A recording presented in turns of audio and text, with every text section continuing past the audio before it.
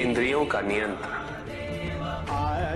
दया, शांति, तप, क्षमा, ध्यान और सत्य। और जब कोई मेरी इन पुष्पों से आराधना करे, मैं अवश्य प्रसन्न होता हूं। भक्ति में भव्यता आवश्यक नहीं है पुष्पदल, अभी तो सारल्यता आवश्यक है।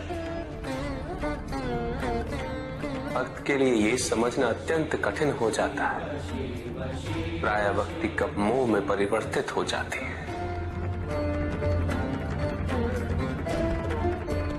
और ऐसे में पथ भ्रमित होना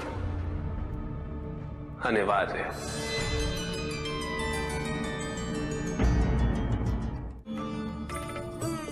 इस संसार में, समाज में व्यक्ति का पद जितना ऊंचा हो, उसके कर्मों के परिणाम उसके पद के अनुपात में ही संसार को प्रभावित करते हैं।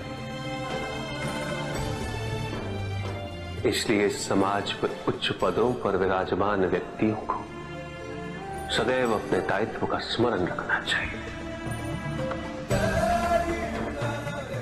उन्हें यह स्मरण रखना चाहिए कि यदि वो अपने पद की गरिमा को क्षति पहुंचाते हैं तो उनका पतन निश्चित है।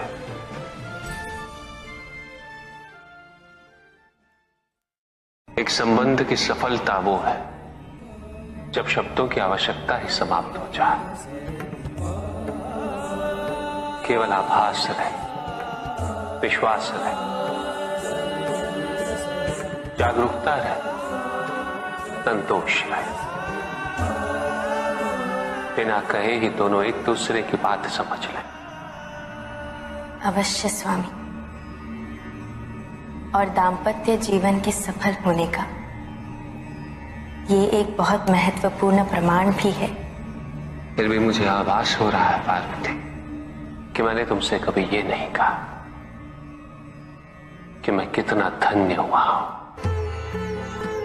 तुम्हें पाकर मैंने कभी तुम्हारे प्रति आभार व्यक्त नहीं किया स्पष्ट शब्दों में। ये आप क्या कह रहे हैं स्वामी? वही जिसका आभास मुझे प्रतिदिन रहा है, किंतु मेरे शब्दों में यह भाव कभी भी स्पष्ट रूप से प्रतिबिंबित नहीं हो सके। मैंने कभी तुमसे